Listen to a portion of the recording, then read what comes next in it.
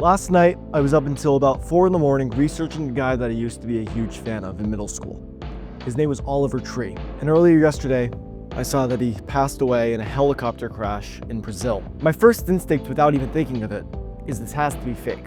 This isn't real. Not because I had any reason to believe that, but because if you know anything about this guy, anything at all, you know that faking your own death is completely within the realm of Oliver Tree. This is a man who built an entire career on making you question what was real and what wasn't. And honestly, even now, even after staying up until 4 in the morning, even after tens of pages of notes and every interview I could find, some part of me still isn't 100% sure he's actually passed away. And I think that says everything about who Oliver Tree was. So before we get into this video, I want to be upfront with you about a few things. 1, I started working on this video within hours of finding out about Oliver Tree's passing. Not to capitalize on a tragedy, but because I was a fan, a genuine fan, and I have something real to say. And I believe that his story deserves to be told the right way, the way that he wants it to be told. 2nd, everything you are about to hear represents my own opinions, my own research, and my own conclusions. I am not a journalist, and I am not a music critic. I am a 19-year-old kid finishing his first year studying economics at university. But that background is giving me a specific lens.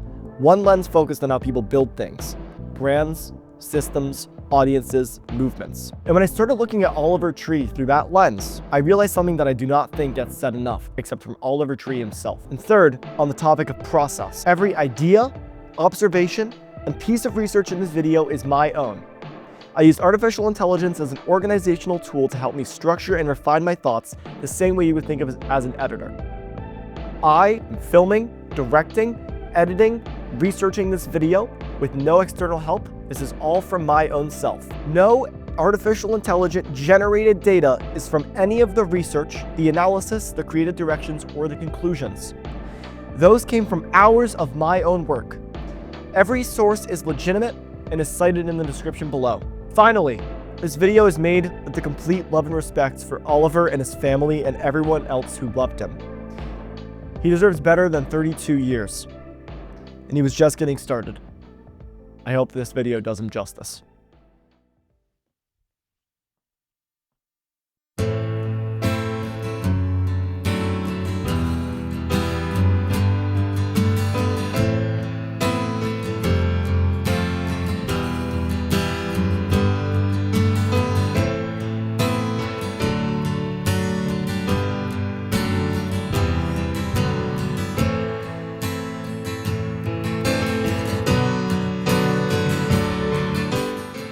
Before the bowl cut, before the scooter, before the Jinko jeans, the hot Cheetos bath, the world's largest kick scooter, the fake retirement, the memes, and everything else you think you know about this man, there was just a kid from Santa Cruz, California, sitting in his bedroom who decided to take one of the most sacred songs in alternative music history, throw his own rap verses over it, and get it in front of Tom York himself, the lead singer of Radiohead.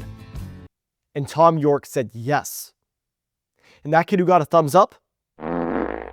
Yeah, that guy. My name is Zach Andelin, and this is the story of one of the most misunderstood creative minds of this generation. Oliver Tree Nickel was born on June 29, 1993 in Santa Cruz, California. Piano lessons at 3 years old, songwriting by 4, a full album written by the time he was 6. This was not the same guy who stumbled into music. He was built for it from the very beginning. And see that haircut? Yeah, we'll come back to that. By the time he was in high school, performing under the name Kripf, he was opening for Skrillex. From there, he enrolled at San Francisco State University and studied business for 2 years. After that, he transferred to the California Institute for the Arts, one of the most prestigious fine arts schools in the country, and graduated with a Bachelor of Fine Arts. Business, then Fine Arts. Hold on to that combination, because that explains almost everything that Oliver Tree has done and calculated it that comes after. But before any of it, before the persona, before the outfits, before any of the chaos, he does something that stumped me completely when I came across it during my research. He covers Karma Police by Radiohead, one of the most untouchable songs in alternative music. And it's not just a cover, he throws his own rap verse over it, his own lyrics over a Radiohead song. And then he gets in front of Tom York himself. And York approves it. His label flies him to London the day after that to record it professionally for his debut EP, Demons, in 2013. He described the experience himself, quote, "It was my first real chance to take my music out of my bedroom and into a big studio with other engineers and professional session musicians." He was 19 years old and one of the most respected figures in music at the time in the world. Told him that his instincts were right. Remember that moment? Because everything that follows makes a great deal of more sense when you understand that this is the foundation that it was all built on.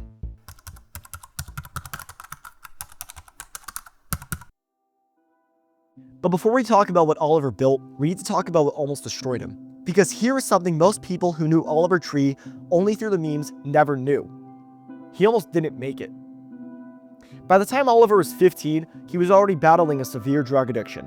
By the time when he was in high school, his parents had kicked him out of the house, and he was selling drugs on the street to survive, sleeping at friends' couches and using something different every single day. As Oliver once said in an interview with Anthony Padilla for Smosh, he has tried every drug on the planet. And then at age 17, something happened that changed everything. His family took him to Burning Man for a family trip, which is exactly as wild as that sounds. This is wild. And on the night of the burn, he ended up alone. He had taken an extraordinary amount of acid, 16 doses. On top of that, weed, edibles, and probably more than you could think of. I mean, it's Burning Man, for God's sake. But his parents had made for the trip. His parents made those edibles. His parents gave him that weed. His parents made him that acid. And what happened next, in his own words on Logan Paul's Impulsive podcast, is one of the most raw and honest things I have ever seen a musician describe. And I mean any musician, this is one of the most raw things I've ever seen him describe. He started dreaming while he was awake, hallucinating so deeply that he could not see the real world around him. He stripped off his clothes and ran naked into the Nevada desert, past the perimeter of Burning Man, miles into nothing, like Better Call Saul in that one episode of y'all know what I'm talking about. And out there, alone, covered in cuts, he watched his own funeral while on that dream. He saw his family crying. He heard them saying he was a good kid who did too many drugs, and he watched his life play out from childhood to death, an old skeleton man surrounded by people who had given up on him, dying alone. I want that to sit with you. 17. At 17 years old, this was 20 years ago, at Burning Man, Oliver Tree had a vivid hallucinogenic dream on his death and funeral, thinking he would be alone. What he did, and I'm about to get to that, built up billions of impressions across the world. People can clown on him. That's the whole point of what he did, right? He turned that hallucinogenic dream into a reality, and I'm gonna get to it. He found a light in the distance, ran toward it, got back inside the fence, and a stranger found him, gave him water, clothes, and took care of him through the night. And the next morning when he woke up, his first thought was, I get to be alive again, I get another shot. That's a quote. I get to be alive again, I get another shot. He said that himself.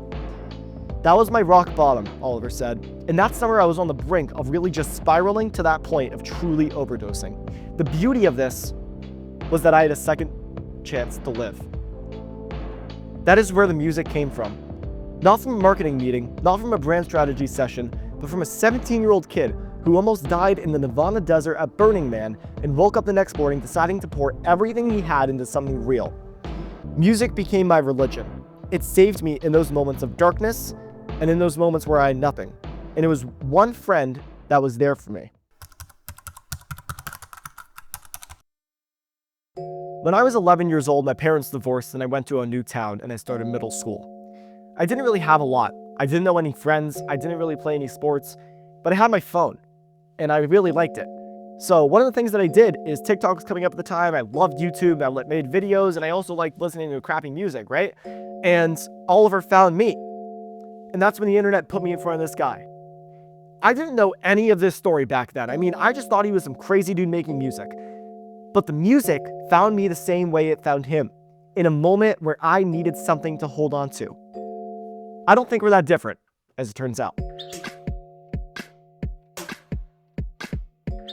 So, he survived, he got sober, and he poured everything into music. But the question now becomes, how do you get people to listen? Not just the people that already follow music, not just the people searching for new artists, everyone around the world. The person mindlessly scrolling on TikTok at midnight, the person who has never clicked on a music video in their life. How do you make them stop and ask, what is this? Tell me more. Oliver Tree, I think, was one of the first of his kind on social media to find that answer. You give them something they have never seen before, something so visually arresting, so genuinely strange that they cannot look away. And once you have their attention, once they are staring at the screen wondering what they are looking at, that is when the music starts. But here's what no one ever told you about the outfit. The bowl cut, the purple suit, the giant pants that look like they're a dress, the sunglasses. Here's what no one has told you. In that 2023 interview with Smosh, he explained it himself, and what he said reframes everything. I feel like it was myself and authentic to me, but turned up to, I want to say an 11, but probably more like a 22 or something like that. Just taking everything that was true about my life and putting it into overdrive.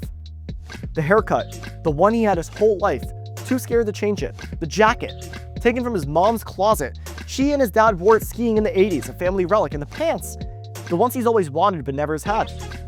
And the glasses, those are little glasses that he wore as a kid, and they made him feel so cool. But he wasn't building a character, he was excavating one, taking every piece of his real life, every authentic real detail, and assembling them into something so concentrated, so maximally himself, that the world had no choice to react. And then, he explains the decision behind all of it with clarity that I just think is absolutely remarkable. I mean, one thing about Oliver Tree, there are countless videos of him doing insane things. I mean, at one point, he was called the vape god because he had the biggest vape in the world. This is what he said about his decision behind all of it. Do I want to try to sell sex and blend in with everybody, or do I want to try to stick out like a sore thumb and do something different? For me as an artist, it didn't feel like to use sexual attention as my main device. I decided, I'm gonna go the route of trying to look as ugly as possible. Oliver Tree could have gone any route. He just decided that his media was music, all right? One of the things that I'm learning about, I'm at university and learning all of these things, is when you pursue a career, you're trying to pursue a different medium, right? Oliver Tree, at this moment when he was about 19, 20 years old, he found that his medium was music. And from there, he got the title of his debut album, Ugly is Beautiful. In the time it took us to make this album, I grew from a kid with the bowl cut to being a full-grown man with the bowl cut. But just like that, we're gone. Goodbye, farewell, I'll see you in hell, motherfucker. And here's the thing that gets lost in all of it. He did not just come up with these ideas and hand them off to someone else. He did everything himself, with everyone around him telling him to stop. He designed every outfit, wrote and produced every song, directed music videos. Every single visual you have ever associated with Oliver Tree came from his own head and executed by his own hands. And in many cases, he had no choice because almost everyone around him said no, but he knew what was right. The label said no, collaborators said no, industry people who had seen everything looked at what he was proposing and told him it was too much, too weird, too risky. In the music world, kind of means it's golden. But he did it anyway, every single time. And he understood exactly why this strategy worked. When asked about hate on the Logan Paul podcast, he says the opposite of hate is not love. It is indifference. He would rather you hate him than ignore him, because hate meant that you were paying attention. And if you were paying attention, he had you. Every stunt, every meme, every outrageous visual, it was all the same thing, and he called it himself. It wasn't performance art, it wasn't chaos. In his own words, they were unique creative experiences and marketing ideas. Here is where I think the conversation about Oliver Tree usually goes wrong. People see the persona and assume that the music must be a joke too, like it's all one extended bit with nothing underneath. But they're wrong. In 2021, Oliver released a song called Life Goes On, which currently sits at 708 million streams on Spotify. To put that in comparison, you could combine several of the most recognizable novelty songs in the past 3 decades and still not even reach what one Oliver Tree single has. But here's why it was all connected. It wasn't the marketing, it wasn't the meme, it wasn't the scooter, it was the truth underneath. He was not making music for an audience. He was making it for the 17-year-old kid who almost died in the Nevada desert, for the version of himself that had nothing. And hundreds of millions of people heard it and thought, that's me. Then look at what happened when the song blew up. People on TikTok started mishearing Life Goes On as Life Goes Onion, and it became a meme. In a genius interview with bandages over his face, He walked into that meme, claimed it as his own, and turned it into a press moment without spending a fucking dollar. And it's not luck, but this is someone who understood how attention moves on the internet that most artists never figured out, and this was 5 years ago. But this is the part of the story I keep coming back to, because the strategy is impressive. The numbers are impressive, the persona, the marketing, the cultural footprint, all of it is genuinely impressive, but none of that is the thing that matters most. Back to the Smosh interview, uninterrupted, he starts talking about death. He talked about losing his cousin when he was young, and how that loss sent him spiraling into drugs, and about how he explored death so heavily that in his first album he needed to process it, to understand and to make it smaller. He said that he was almost preparing himself for his own death through his art. That in Buddhism and in certain Eastern traditions, people spend their whole lives training for death, learning how to face it, and that he was trying to do the same thing through music and through film. And he put himself through those scenarios. He lived them out through art so that when the moment came, it would not be such a big deal. And then he said this, and I really want you to hear it. For me, the goal is to inspire as many people as I can when I'm alive. He knew that character had a ceiling. He knew the bowl cut and the scooter, as brilliant as they were, could only take him so far, so he made a decision that most artists never had the courage to make. He walked away from the thing that made him famous, because what he actually was chasing was bigger than any persona could contain. In his final era, only a couple months ago, he wrote, "There is no costume for this album and no character. No funny new haircut. I am just a real human like you trying to survive. This is the most personal and authentic project I've ever set out to create. Everything I own currently fits into a backpack and a carry-on suitcase, and I've never been more happy and more inspired." This is a man who had a Times Square billboard, who set a Guinness World Record, had 708 million streams on a single song.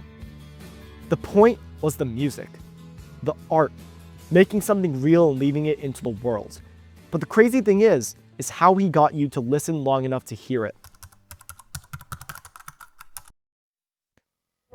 Oliver Tree passed away on June 14th, 2026 in Rio de Janeiro, Brazil, on his world tour. He was 32 years old, mid-tour, mid-album cycle, mid-everything. And he was still posting the day that he died, still creating, still performing, still him, getting millions of impressions on social media. I was 11 years old when I found Tree. My parents had divorced, new town, new school, didn't know a single person. And what the internet handed me during that stretch was this random guy in a bowl cut, riding a Razor scooter, making music that, despite every reason it should not have worked, actually did. And I didn't understand what I was looking at. I just thought he was some crazy dude doing crazy things, but like I've been saying this whole time, he wasn't. He was someone who survived things that should have broken him, who poured every last piece of himself into his art, and who spent a decade making you look at something so ridiculous that you would stick around long enough to feel something real. And maybe the most honest thing about him was this: he actually was having the time of his life. And he said it best himself: don't wait until you're 90 years old to enjoy your life. Do it today.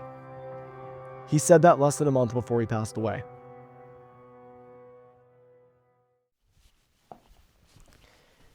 In the description of this video is going to be a list of all of the primary sources that I've used to get this information from, and also a list of Oliver Tree's social medias, Spotify, YouTube, merch, etc.